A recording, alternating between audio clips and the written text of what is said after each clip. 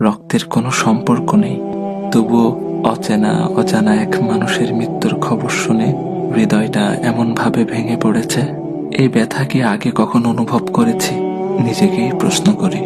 সব সম্পর্ক রক্তে বাঁধা থাকে না। কিছু মানুষ না জেনেই না চিনেই হৃদয়ের সবচেয়ে নরম জায়গায় স্পর্শ করে যায়, আর চলে গেলে রেখে যায় নামহীন এক দীর্ঘ কষ্ট।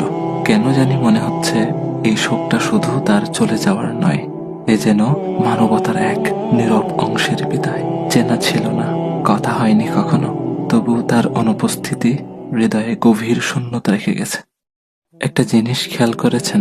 আমার ভাই ওসমান হাদিকে গুলি করা হলো জুমার নামাজের পর, আর তিনি তার রবের ডাকে সাড়া দিয়ে চলে গেলেন জুমার রাতে। আহ, কত সৌভাগ্যের মৃত্যু!